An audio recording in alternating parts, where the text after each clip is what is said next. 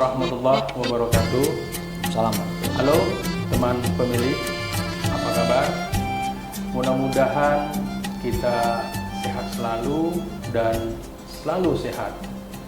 Terima kasih sudah setia teman pemilih di kanal YouTube KPU Kabupaten Bintan melalui podcast Rentak Demokrasi KPU Kabupaten Bintan. Teman pemilih, izin Pak, perkenalkan saya Samsul, anggota KPU Bintan. Alhamdulillah, hari ini saya sebagai host untuk kegiatan pada hari ini. Terus terang, teman pemilih, suatu kehormatan bagi saya hari ini.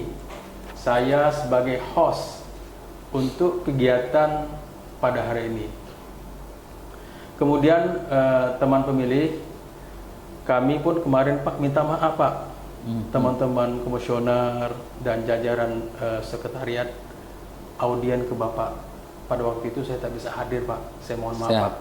Kemarin waktu itu lagi ada kegiatan di Kota Tanjung Pinang, kegiatan FGD yang dibuat oleh teman-teman dari kegiatan-kegiatan demokrasi. Kemudian hari ini kalau orang Melayu bilang kalau namanya bersembang-sembang ini Pak, ini namanya bersembang nih Pak. Oh, sembang ya? Bersembang dan bercerita. Itu kalau orang Melayu bilang Pak. Kebetulan kami bukan orang cakap-cakap bukan ya? Cakap tetap cakap Pak. Tapi kalau bersembang-sembang kita ngumpul-ngumpul Pak. Artinya diskusi-diskusi berkaitan dengan apa yang mau kita bahas. Oke. Iya. Sekali lagi teman pemilih, terima kasih banyak. Kemudian di episode kali ini telah hadir narasumber kita, teman pemilih. Ini kalau boleh jujur suatu kehormatan bagi kami. Kami mengundang Pak Kejari yang baru untuk sebagai narasumber di podcast Rentak Demokrasi KPU Kabupaten Bintan. Narasumber kita ini sedikit kami mau menyampaikan Bapak Rusmin SH.MH. Alhamdulillah, terima kasih Pak kehadirannya Pak. Selamat siang ya Pak. Selamat siang Pak. Bagaimana kabarnya sekarang Pak? Alhamdulillah baik. Alhamdulillah, mudah-mudahan sehat selalu ya Pak. Iya. Apalagi dengan pekerjaan yang cukup ya dikatakan padat ya Pak ya. Banyak. Lumayan Pak ya. Bapak menyempatkan hadir di kegiatan kami pada hari ini. Saya ada baca kemarin Pak, bukan baca sih, terkait dengan pergantian Kejari yang baru Pak ya. Kalau tidak salah saya itu pergantian Kejari Bintan Pak Andi Sasongko itu tanggal di 21 Juli 2025. Betul Sertijab, Pak ya? benar. Sertijabnya ya. Izin Pak, kalau saya hitung berarti Bapak di Bintan lebih kurang 3 bulan. Lebih kurang 3 bulan 6 hari. Sekarang tanggal 27. 5 hari atau 6 hari Pak? 6 hari kalau hitungan saya. 6 hari Pak 6 hari ya. 5 hari. Iya, 21 sekarang tanggal 27 Pak 27. ya. Artinya bisa dikatakan baru ya Pak. Tapi justru saya dapat cerita bahkan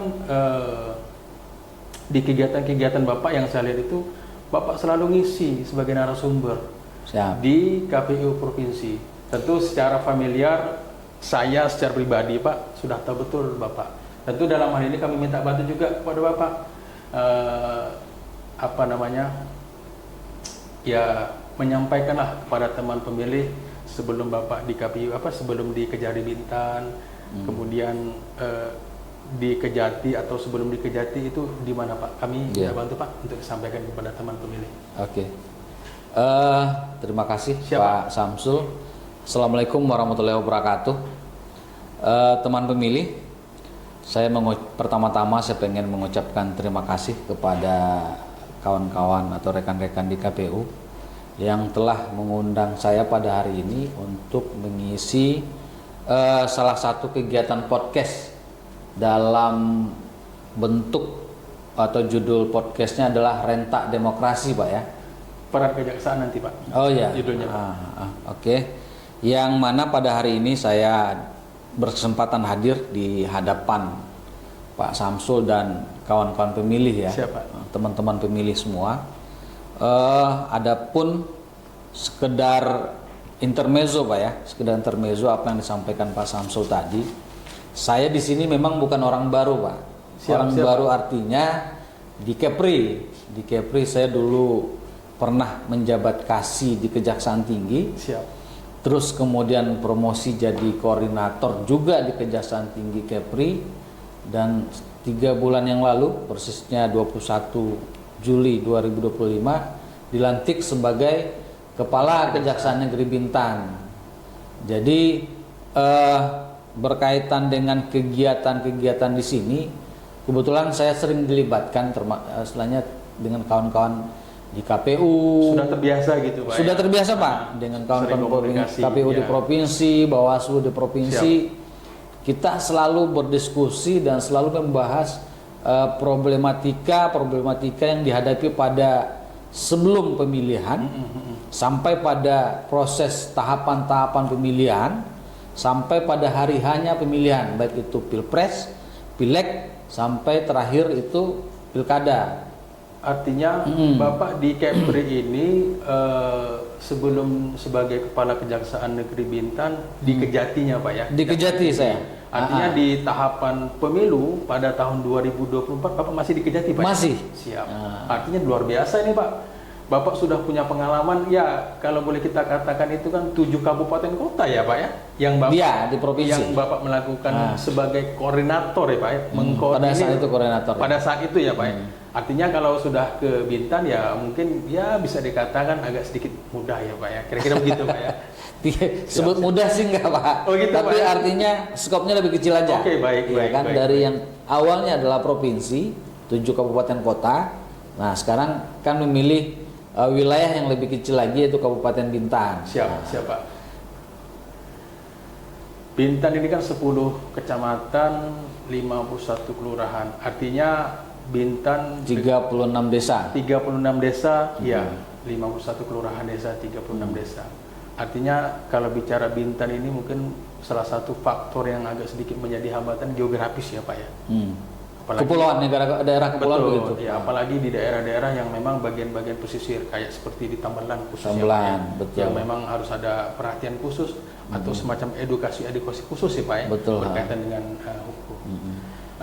Teman pemilih, sebelum kita membahas terkait dengan topik pada hari ini, banyak teman pemilih bertanya kepada kami, bahkan masyarakat, bahkan netizen, pasca pemilu tahun 2024, kemudian pasca pilkada tahun 2024, KPU ngapain saja? Ada yang tanya gitu Pak? Iya. Termasuk saya juga. Oh gitu Pak? Termasuk saya juga. Iya Pak, banyak bertanya, aduh ini KPU ini selama non tahapan ini ngapain aja? Jangan-jangan mungkin kerja, duduk, pulang. Tidak gitu Pak. Jadi teman pemilih, di momen ini kami mau sampaikan, tahapan itu sudah jelas. Itu diatur dalam undang-undang, bahkan di peraturan KPU. Kalau non tahapan, di luar kegiatan non pemilu juga sudah diatur. Jadi teman pemilih, di luar tahapan ini, di non tahapan ini, ada beberapa pekerjaan yang memang wajib kami laksanakan. Yang pertama berkaitan dengan ada namanya pemutakhiran data partai politik berkelanjutan Pak. Betul. Itu kami update terus Pak, 6 bulan sekali terkait dengan kepengurusan mereka Pak. Iya. Itu kita sampaikan kepada partai politik, tidak ada perubahan tidak pengurusnya. Kemudian Pemutakhiran pemilih. Namanya pemutakhiran data pemilih berkelanjutan. Ya. Jadi pemilih itu kita lakukan mutakhir secara berkelanjutan itu 3 bulan sekali.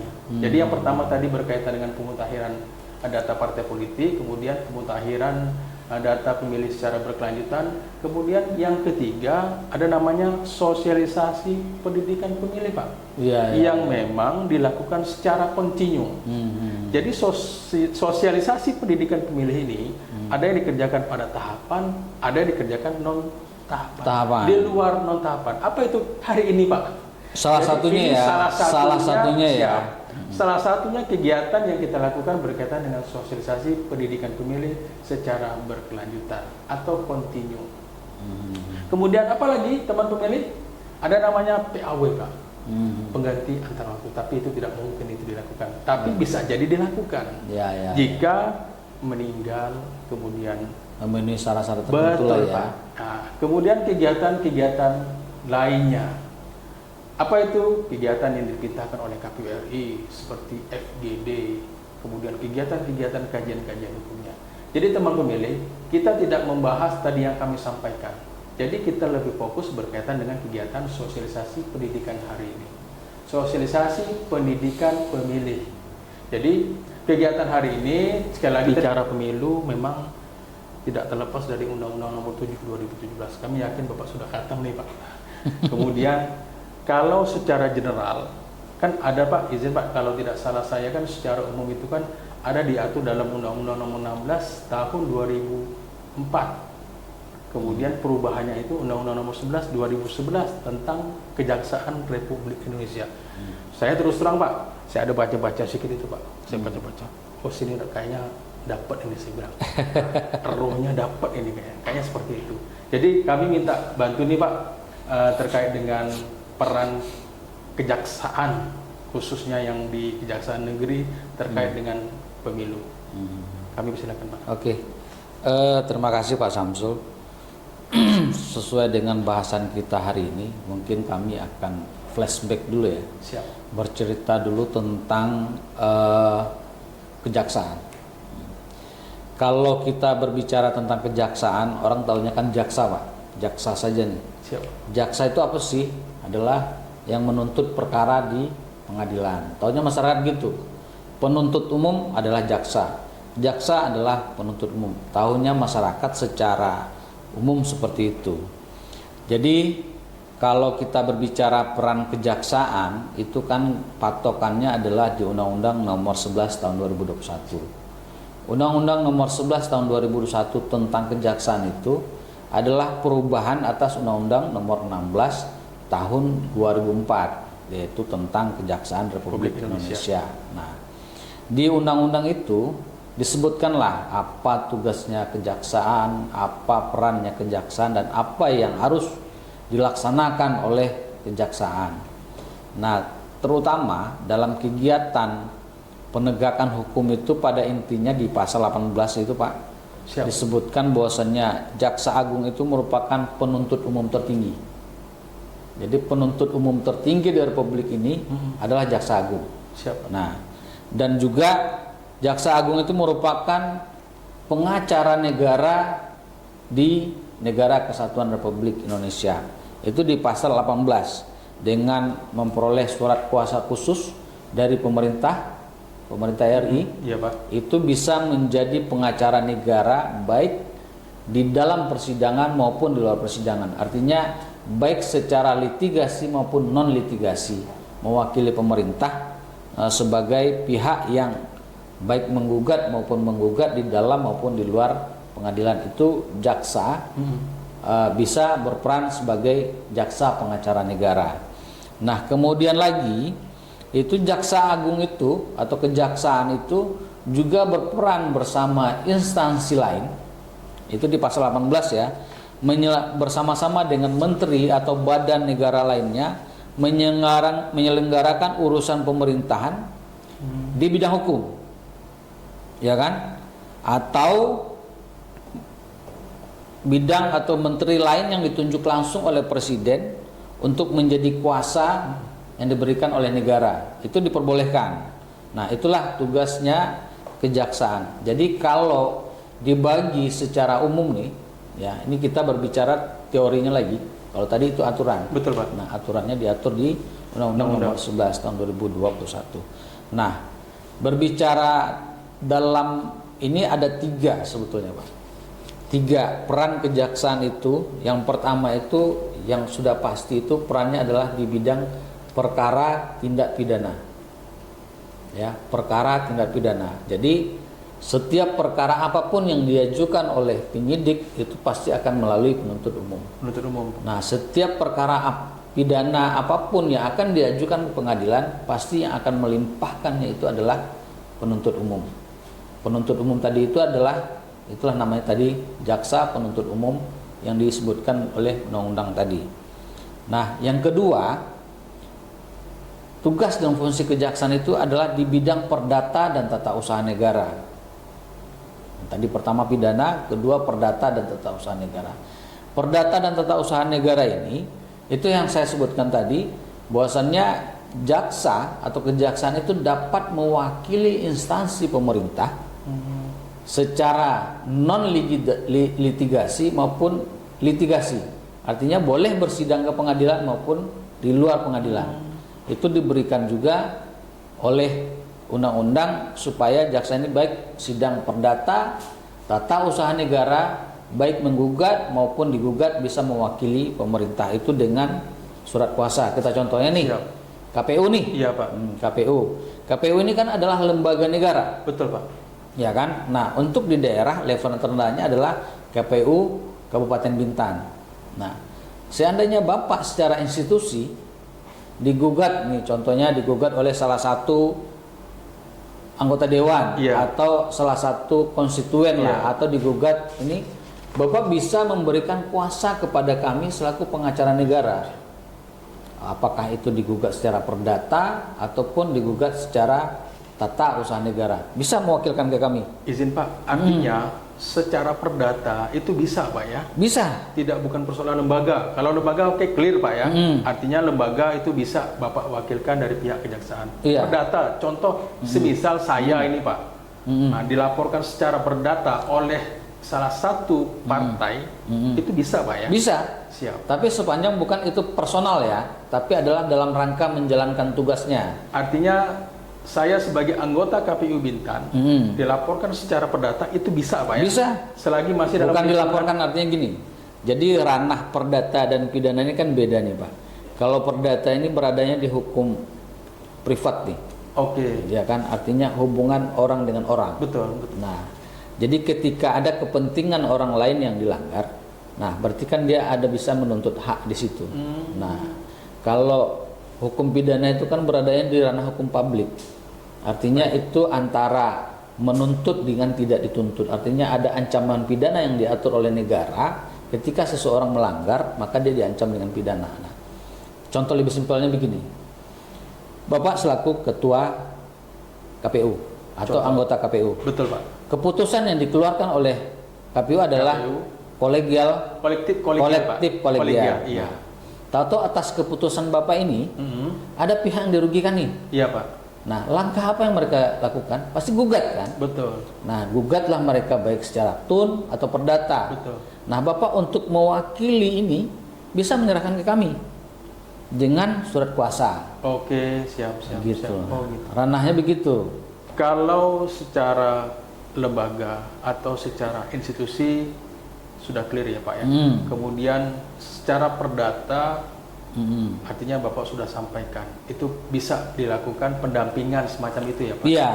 Yang menjadi diskusi teman pemilih, mungkin teman pemilih pada pertanyaan ini, bagaimana kalau semisalnya nih Pak, masyarakat yang memang bukan bagian dalam lembaga di luar itu kira-kira bisa tidak Pak? Misal, tolonglah Pak, datang ke tempat Bapak ya, tolonglah Pak, kami ada masalah, kami dilaporkan oleh partai politik bla bla bla bla bla. Itu kira-kira bisa tidak Pak?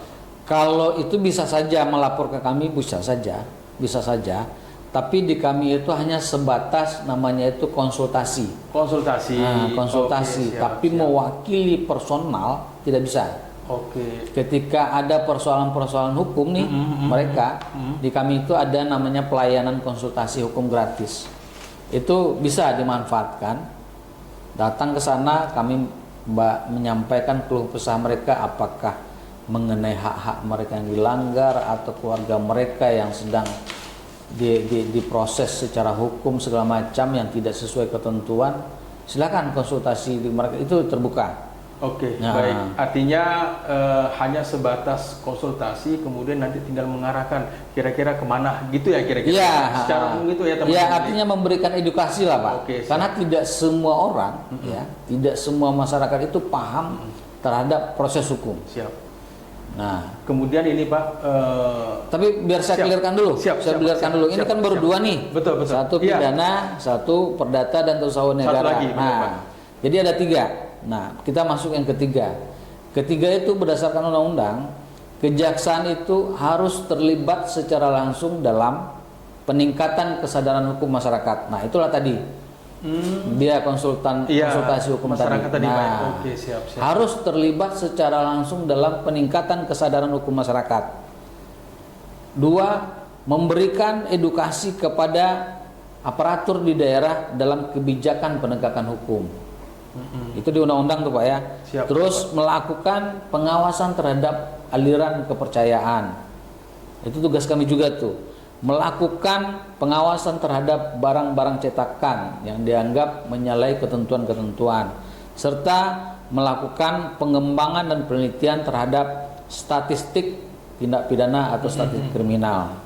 Itu merupakan bagian-bagian tugas dan fungsi kejaksaan.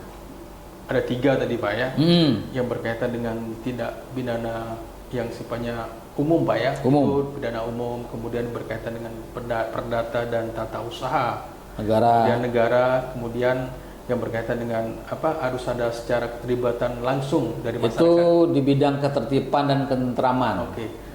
Yang mungkin teman pemilih yang mungkin muncul pertanyaan kita tadi, Pak Kejari sudah menyampaikan menjadi jurisprudensinya aturannya itu adalah Undang-Undang Nomor 11 Tahun 2011. Ini perubahan dari 16 Tahun 2024. Di undang-undang itu kan ada 6 bidang. Izin Pak, kalau salah mohon dikoreksi ya. Boleh. Itu kan ada namanya bidang intelijen, jam intel, kira-kira gitu namanya Pak. Iya, betul. Kemudian bidang tindak pidana umum, jam pitsus. Kemudian bidang tindak pidana khusus, jam pitsus. Tadi jam pidum. Kemudian yang keempat bidang perdata dan tata usaha negara, jam datun. Kemudian bidang pidana militer, jam pitmil. Kemudian yang terakhir bidang pengawas, jam was. Yang menjadi fokus dari 6 bidang ini Pak, kita agak sedikit mengerucut nih Pak. Secara general tadi Bapak sudah menyampaikan, kita mengerucut lagi Pak. Mana Pak yang lebih fokus yang menangani atau berkaitan dengan kepemiluan Pak dari 6 bidang ini? Oh gitu. Oke, terima kasih. Jadi dari 6 bidang tadi itu Pak, mungkin saya sebutkan salah satu dulu. Siap. Ini jadi dari ketentuan undang-undang tadi ya, Ya, Pak. Undang-Undang Nomor 11 Tahun 2021 itu nanti disebutkanlah ada beberapa bidang yang sebagai pelaksana tugas. Unsur pembantu jaksa agung. Betul Pak. Nah, unsur pembantu jaksa agung. Di situ ada namanya Jaksa Agung Muda Tindak Pidana Khusus. Ya kan? Itu langsung sebagai unsur pembantu jaksa agung. Habis itu ada unsur Jaksa Agung Muda Tindak Pidana Umum. Itu pidana semua tuh. Iya Pak. Pidana khusus, pidana umum, habis itu Jaksa Agung Muda Tindak Pidana Militer. Iya. Nah, 3 kan? 3 Nah, Pak. baru selanjutnya itu ada namanya Jaksa Agung Muda Perdata. Perdata dan tata usaha negara. Nah, itulah tadi yang disebut dengan pengacara negara.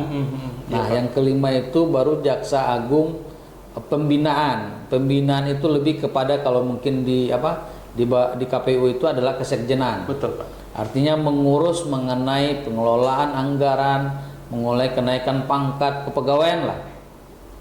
Terus mutasi, promosi segala macam itu di bawah bidang pembinaan. Nah, yang terakhir itu adalah Jamwas, Jaksa Agung Muda Pengawasan.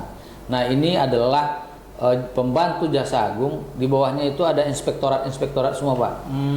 Ini adalah kalau mungkin ya kayak dirjen lah, inspektur lah. Inspektur Pak ya. Nah, inspektur lah kalau di instansi pemerintahan lain. Jadi beliau lah yang membawasi pengawasan terhadap kegiatan, pelaksanaan kegiatan, pelaksanaan tupoksi, penanganan perkara semua di bawah Jamwas. Itulah pengawasan ini berjalan dengan baik atau tidak. Jadi kalau berkaitan tindak pidana pemilu itu berada di bawah koordinasi secara core bisnisnya Iya, Pak. itu adalah Jaksa Agung Muda Tindak Pidana Umum. Jampidum. Jampidum Pak ya. Jampidum. Jadi Jampidum itu levelan jajarannya itu Pak, kalau di Kejaksaan Tinggi itu ada namanya asisten tindak pidana umum. Nah, terus di levelan Kajari ada namanya kasih tindak pidana umum. Oke, Nah, ya, Pak. itulah pengendali secara berjenjang proses penanganan perkara pidananya. Nah, terkhusus pidana tindak pidana pemilu. Iya, Pak. Nah, nempelnya di Jampidum. Jampidum, Jampidum, Pak ya. Jaksa Agung Jaksa Tindak Pidana Pidana Umum. Oke, artinya kalau pelanggaran itu dalam arti itu kan kalau berproses itu kan kalau pidana-pidana itu kan masuk ke Bawaslu, kira gitu, Pak ya? Iya, Bawaslu. Ke Gakumdu gitu ya, Pak ya? Gakumdu dulu, nanti baru diproses melalui tahapan proses penyidikannya, Pak. Oke, jadi prosesnya dari pertama itu sebagai SOP-nya itu ke Bawaslu, Pak ya? Iya. Jadi nanti apakah itu nanti muncul di pidana umum itu nanti dari Gakumdu lah yang memformulasi, kira-kira Ya, gitu ya, Pak? iya. Oke, baik. Kemudian selanjutnya, Pak, tadi saya menyampaikan secara general, Pak ya, Bapak sudah menyampaikan terkait dengan apa tugas dan fungsi berkaitan dengan pihak kejaksaan. Yang menjadi diskusi kita hari ini, Pak,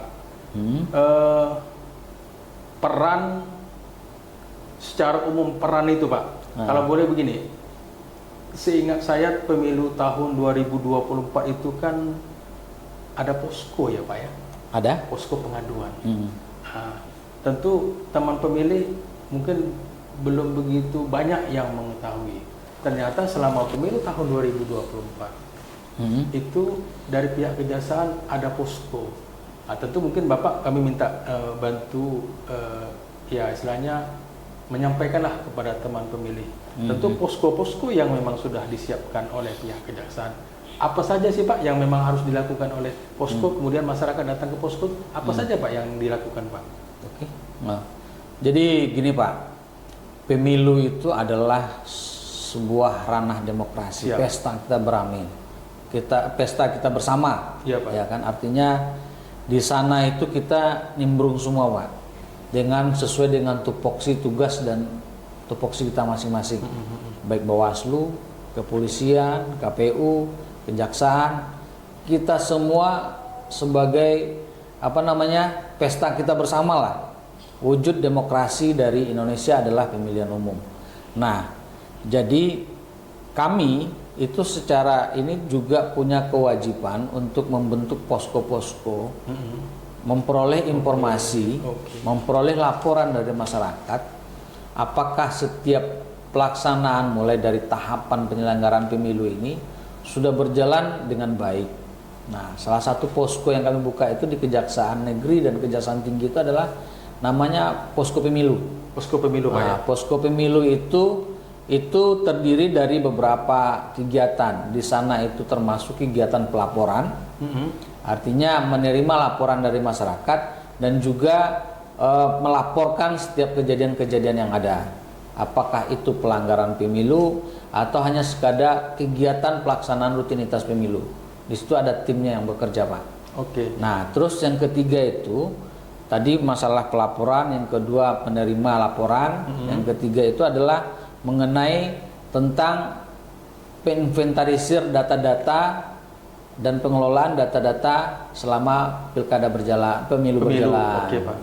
Menginventarisir, Pak. Menginventarisir. Artinya menginventarisir terkait dengan data, misalnya pemilu. Artinya ada komunikasi dan koordinasi dengan kami, Pak ya? Iya. Dengan KPU.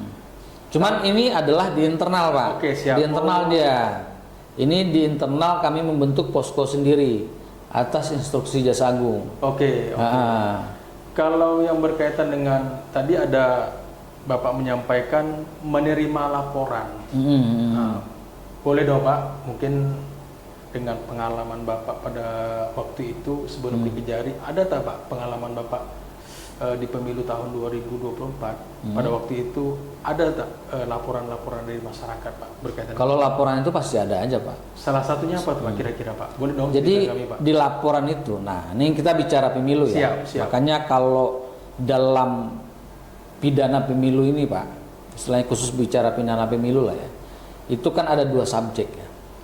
Oke. Nah, dua subjek maksud saya begini, dalam tindak pidana pemilu itu ada dua subjek, yang satu itu adalah person, yang satu itu bukan orang. Person ini orang ya. Nah, terus yang satu lagi itu rek person.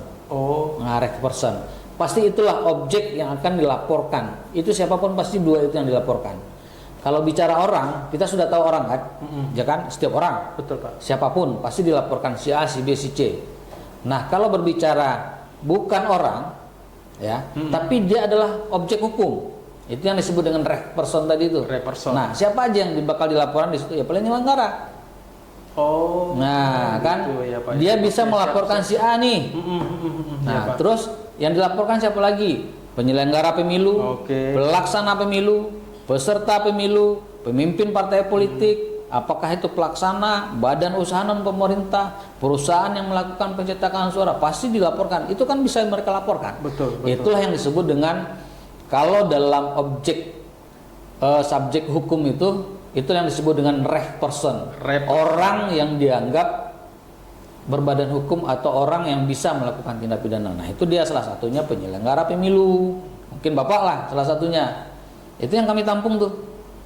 Laporan apakah berkaitan korupsinya, apakah berkaitan dengan perbuatan pelanggaran pemilunya, apakah berkaitan dengan tidak terdaftarnya mereka. Itu kami tampung semua, Pak. Oh, gitu ya, Pak. Nah, itu di Posko internal.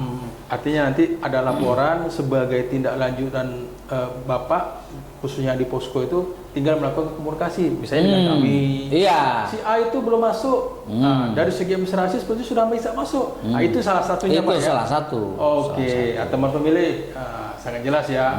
Pak Kejari sudah Tapi menyampaikan. kita harus bilang lagi, Pak. Siap. Kalau pelaporan tindak pidana pemilu itu kan sudah ada wadahnya Bawaslu. Betul. Gitu. Oke. Luar biasa teman pemilih. Saya kalau mau bertanya dengan Pak Kejari, sebetulnya banyak yang mau saya tanyakan. Tapi ada beberapa yang memang saya harus skip dulu teman pemilih. Nanti kalau ragu-ragu bolehlah nanti komunikasi atau berkonsultasi. Kira-kira begitu ya Pak ya? Boleh. Untuk sharing-sharing berkaitan dengan apa yang kita pada bahas hari ini. Kemudian ini kita bicara pelaporan Pak ya. Masyarakat melapor atau siapapun yang melapor. Kira-kira Pak, kalau sebelum kejadian kan ada namanya preventif atau mitigasi Pak ya. Kira-kira ada tidak Pak formulasi yang ada di pihak kejaksaan supaya ya khususnya lah tidak ada hal-hal yang tadi kita sampaikan di awal tadi Pak, semacam ada pelanggaran dan sebagainya. Kira-kira ada nggak Pak semacam mitigasi di awal Pak? Oh, pasti ada, Pak. Karena kan setiap pembentukan posko pemilu ataupun pos kegiatan-kegiatan yang sifatnya kelembagaan pasti kan dilengkapi dengan SOP kan. Siap, Pak. Standar Operation Prosedur. Nah, termasuk posko itu juga begitu, Pak. Jadi kayak gini nih. Dia ngelaporkan tentang kejadian pidana pemilu, contohnya ada money politik. Karena mereka ketahuan kan masyarakat kan kita tidak semua masyarakat tahu datang ke kami Pak. Iya. Pak, ini kami dikasih uang sekian untuk memilih si A si B. Nah, itu berdasarkan ini ditelaah dulu Pak. Oh, berarti ini ranahnya adalah pelaporan tindak pidana pemilu. Nah, nanti sama tim yang berada di posko pasti diarahkan Bapak bagusnya melaporkan ke Bawaslu. Betul Pak. Gitu loh. Nah, salah satunya itu adalah bentuk mitigasinya kita. Artinya masyarakat itu kan kita wajib terima Pak ketika mereka datang. Oh nggak boleh Pak lapor sini, salah. Nggak bisa juga kan. Nah, kita arahkan, nanti diajarkan, ditunjukkan ke sana laporan, dikomunikasikan. Biasanya pasti begitu. Baik teman pemilih, lebih kurang hampir kalau tidak salah saya hitung di jam saya itu hampir 40 menit. Asik nampaknya nih Pak. Mungkin Pak, saya izin Pak sambil kita minum Pak. Kami juga sudah menyiapkan minuman. Tentu kalau diskusi kalau tidak ada air ini kayaknya kering nih tenggorokan. Izin Pak, kita minum dulu Pak.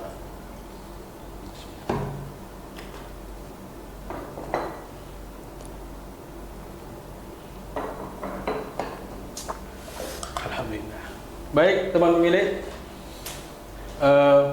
sudah panjang lebar. Kami pun sudah minum. Nah, mungkin tidak banyaklah kami mau bertanya dengan Pak Kejari. Sudah panjang lebar.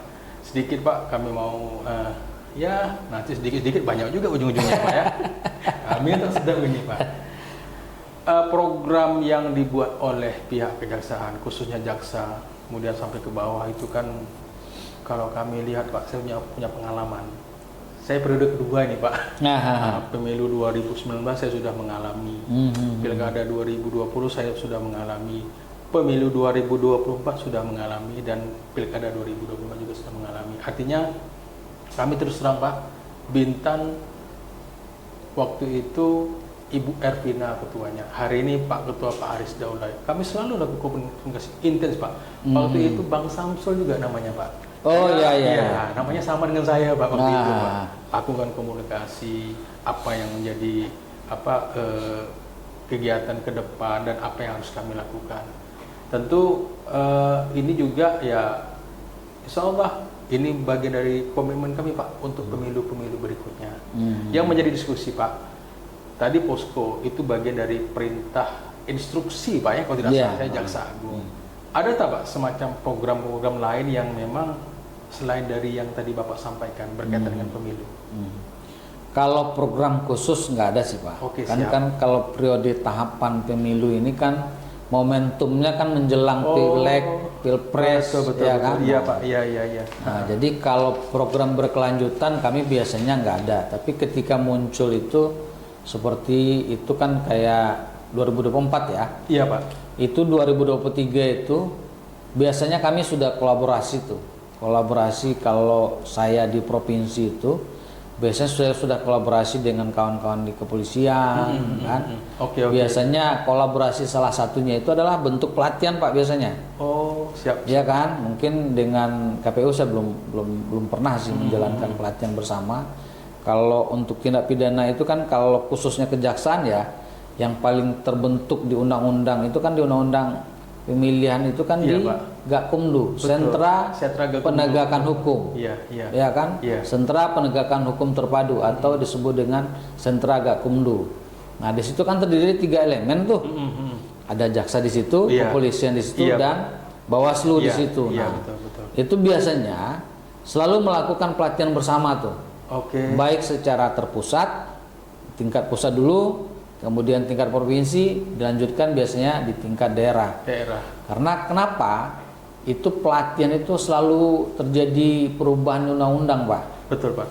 Undang-undang khusus dengan tindak pidana pemilu ya, 2019 dengan pemilu 2024 itu pasti berbeda. 2020 kan? Iya. Itu berbeda. Baik tenggang waktu masa pelaporan, bahwa tenggang waktu masa penyelidikan, masa penyidikan sampai masa penuntutan dan berakhir itu sampai eksekusi Pak. Itu waktunya sangat-sangat berbeda semua. Jadi kami perlu keterpaduan antara polisi, kejaksaan dan Bawaslu. Nah, jadi pasti sudah setahun sebelum pemilu sudah dimulai dengan kegiatan-kegiatan pelatihan biasanya. Nah, pasca ini paling review aja sih Pak. Makanya kadang yang menjadi ini saya secara pribadi ya, yang saya sampaikan ya. Kadang ketika selesai pemilu ini malah kita tidak pernah lagi diundang untuk memberikan interview lah dalam rangka waktu pelaksanaan pemilu kemarin berkaitan dengan tindak pidana pemilu ini, apa kelemahannya sih, apa sih kekurangannya. Evaluasi atas itu tidak pernah ada Pak. Nanti mulai pemilu 2029 lagi, nah kumpul lagi, nah keluar aturan baru lagi, aturan main baru lagi. Nah ini yang selalu jadi problematika kita setiap pemilu ke pemilu. Ini Pak, ini agak menarik ini Pak. Saya tandain pasca pemilu semacam agak kurang mengevaluasi Pak ya, berkaitan khusus dengan pelanggaran-pelanggaran ini Pak. 2026 Undang-Undang Nomor 7 2017 itu kan akan masuk diganti dalam prolegnas Pak. Ya, revisi Pak. Ya, revisi ya. Istilahnya kalau tidak salah saya itu yang disampaikan oleh Ketua Komisi 2 DPR RI itu omnibus law ya Pak ya.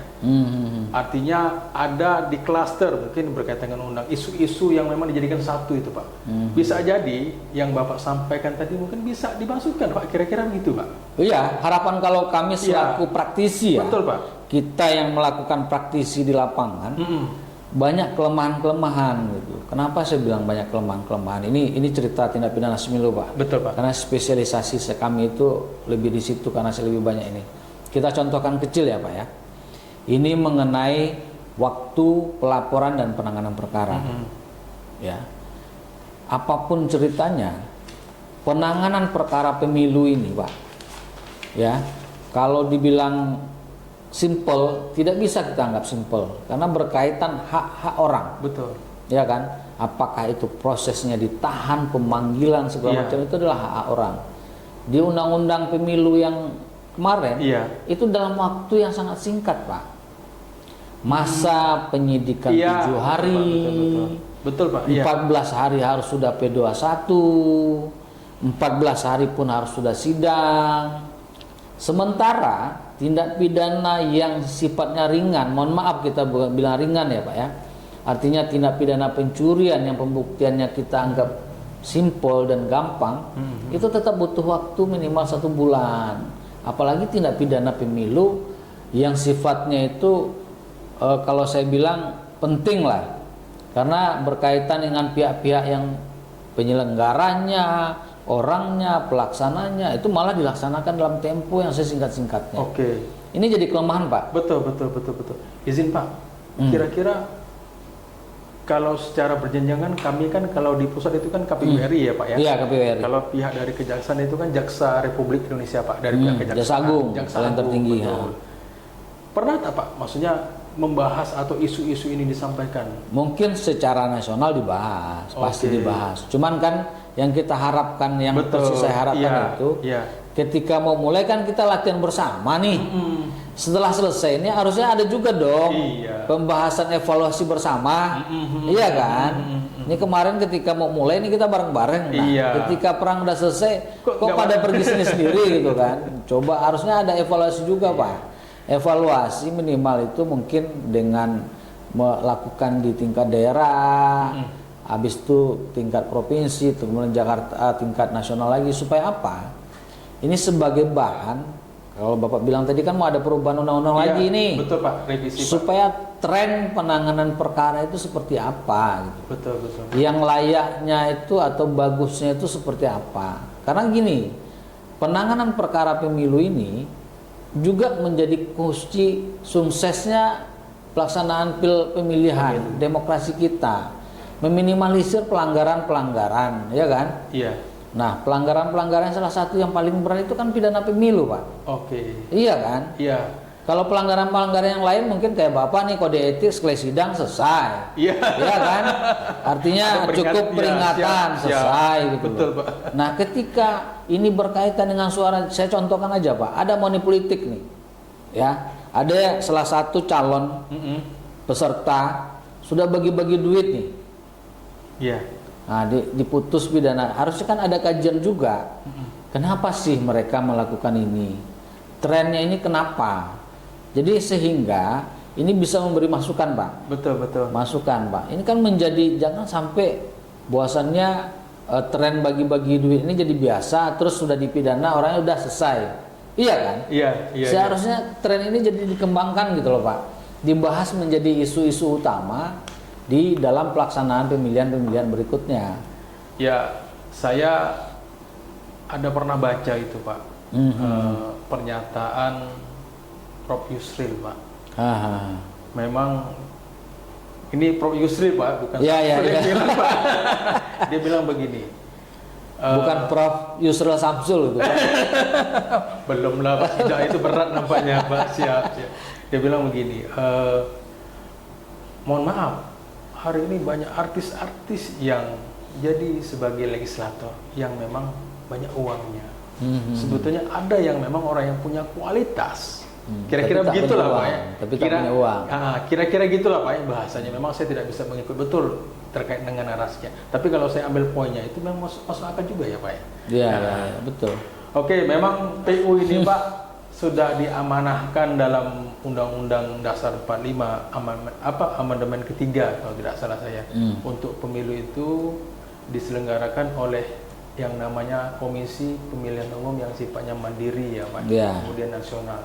Tapi tidak unyu-unyu hanya kami sendiri Pak, kami harus berkolaborasi, Ya. harus bersinergi. Ya salah satunya mungkin Bapak hari ini Pak, terima kasih betul Pak. Iya. Ya Bapak hadir yang pertama kali untuk ya kegiatan kami hari ini berkaitan dengan kegiatan-kegiatan pasca pemilu.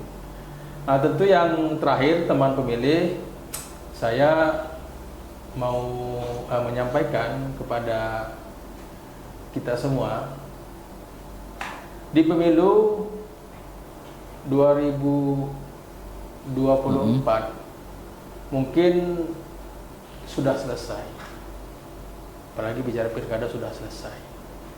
Tentu menyambut pemilu yang ke depan ini Pak, apalagi ada putusan 5 tahun lagi. Iya, putusan Mahkamah Konstitusi itu kan nomor 135 itu kan ada pemisahan Pak, Iya. pemilihan lokal sama pemilihan nasional. Nasional. Tentu ada nggak kira-kira harapan ke depan ini Pak untuk pemilu kalau mengacu dari Mahkamah Konstitusi itu 2029 itu Presiden, Wapres, kemudian DPR RI sama DPD. 2023 itu paling lama ya Pak ya, itu pilkada. Kira-kira apa harapan untuk kedepannya Pak? Khususnya mungkin yang berkaitan dengan regulasi untuk undang-undang yang akan dilakukan revisi tahun 2026 Pak. Mungkin ada beberapa hal sih yang pengen saya ini ya Pak, selaku yang kita rasain di bawah lah ya. Siapa? Di level pelaksana termasuk selaku PH ya, Iya, Pak. penegak hukum. Mungkin yang pertama yang pengen saya titipkan itu adalah mengenai rentang waktu. Mungkin kalau seandainya dipisah, mungkin ini akan melibatkan satu mungkin anggaran yang lebih besar lagi. Oke Pak. Ya kan? Terus yang kedua akan melibatkan masa. Ini kan kalau perhelatan politik ini situasi apapun jadi panas, Pak. Betul. Jadi ini dari sisi keamanan, ketertiban ya. Jadi situasi masyarakat panas dan ide-ide yang timbul di masyarakat itu jadi rentang waktunya jadi panjang. Mungkin kalau saya sih itu aja. Karena kalau sudah dalam periode pemilihan itu isu-isu yang seharusnya bisa diselesaikan dengan baik, malah dengan adanya situasi politik itu boleh berkembang. Oke. Nah itu kalau memang ya kita serahkan kepada pemerintah sih. Tapi kalau saya harapan saya gitu, semakin pendek masa pemilihan itu mungkin bisa langsung pilpres dengan pilkada ini semacam ini. Satu, anggaran pasti akan lebih murah ya kan. Betul. Terus yang kedua, masa waktu pemilihan tingkat sosial masyarakat saling bergesekan itu akan lebih singkat juga. Apalagi tadi yang pertama tadi Pak berkaitan dengan jika ada kasus-kasus yang khusus yang berkaitan dengan pidana pemilu itu kan waktunya sangat sedikit sekali Pak ya. Iya. Disitulah yang memang menjadi fokus salah satu ya Pak yang menjadi ya mudah-mudahan diakomodir Pak. Iya, mudah-mudahan. Karena Iya. berkaitan, kenapa saya bilang begitu Pak? Kenapa harus serba cepat? Karena keadilan itu hak setiap orang soalnya. Betul. Jadi Pak. ketika mereka diproses secara cepat dan pasti semua orang itu kan punya kesalahan lah. Artinya saya bukan bermaksud dia tidak salah, cuman kan keadilan itu kan harus diberikan sebaik-baik mungkin ke orang-orang yang mencari keadilan, termasuk pelaku. Betul. Pelaku juga berhak untuk memperoleh keadilan gitu. Jadi jangan keadilan itu diberikan secara buru-buru yang akhirnya kami jaksa juga salah, penyidik juga salah, ini juga salah gitu. Baik. Teman pemilih, sepertinya kalau memang tadi kami sampaikan di awal itu pingin nggak panjang-panjang, jam lebih. Karena terima kasih kepada Pak Kajari yang hari ini memenuhi undangan kami Pak. Siap. Sebagai narasumber. Kira-kira bisa lah Pak ya masyarakat atau teman pemilih berkonsultasi ke kejaksaan. Sangat Kira-kira bisa Pak, sangat bisa. Teman-teman. Karena kantor kejaksaan itu adalah kantornya masyarakat. Siap. Dan ada posnya untuk konsultasi gratis, konsultasi gratis, mau minta pendapat hukum, masyarakat mau menyampaikan pengaduan keluh kesah, nanti ada timnya. Ada tim di kami itu yang akan siap memberikan pelayanan hukum kepada masyarakat, baik edukasi mengenai hukum apa saja. Oke. Apakah itu mengenai mereka proses perceraian yang tidak mengerti segala macam, silakan. Sampai perceraian pun ada juga. Semua, pokoknya berkaitan dengan proses hukum, Pak. Silakan. Siap, Pak. Dan itu kewajiban kami untuk memberikan edukasi. Oke. Memberikan solusi, kalau tidak bisa solusi ya setidaknya memberikan edukasi kepada masyarakat, kasusnya Kabupaten Bintan. Jika pengen konsultasi gratis, pengen memperolehkan pengetahuan secara hukum yang mereka tidak tahu atau mereka dibodohi mengenai aturan dan segala macam, silakan datang ke kantor Kejaksaan Negeri Bintan. Ada nggak hotline-nya Pak kira-kira Pak? Ada Pak ya? Hotline ada, cuman saat ini saya kan nggak ini ya. Siap. Baik, teman pemilih jangan datang ke KPU Bintan, bingung nanti KPU Bintan untuk menjawabnya. Mungkin terakhir Pak memberikan closing statement Pak kepada teman pemilih berkaitan dengan kegiatan kita hari ini. Kami persilakan Pak. Oke, terima kasih Pak Samsul dan rekan-rekan pemilih, apa sih namanya? Teman pemilih. Betul, nah, Pak. teman pemilih yang menyimak acara hari ini. Satu hal yang pasti kita sampaikan, bahwasannya KPU ini masih bekerja sampai 4 tahun ke depan. Betul, jadi jangan menganggap tidak ada kerjaan. Tidak ada kerjaan. Dan salah satunya itu adalah memberikan edukasi. Betul, dan Pak. itu juga kewajiban kami juga, kita saling share pengetahuan dan edukasi yang hari ini kita sampaikan itu adalah salah satu bentuk kerja kawan-kawan di KPU beberapa tahun ke depan. Baik, terima kasih Pak Kejari. Terima kasih juga Pak Samsul atas Pak. waktunya Ya. yang diberikan kepada kami. Baik, sekali lagi terima kasih banyak Pak. Mudah-mudahan selalu sehat ya Pak ya. Sama-sama Pak. Sukses selalu Pak. Amin. Buat Bapak dan jajaran di Amin. Kejaksaan Negeri Kabupaten Bintan. Baik teman pemilih, dimanapun engkau berada, selalulah menjadi yang terbaik dan berikan yang terbaik yang kau bisa berikan. Presiden Republik Indonesia ketiga B.J. Habibie. Teman pemilih, sampai jumpa di episode berikutnya. Jangan lupa like, comment, and subscribe. Daun selasih, daun kelapa. Terima kasih. Sampai jumpa. Wassalamualaikum warahmatullahi wabarakatuh. Siap. Makasih Pak. Oke. Makasih Pak. Ya.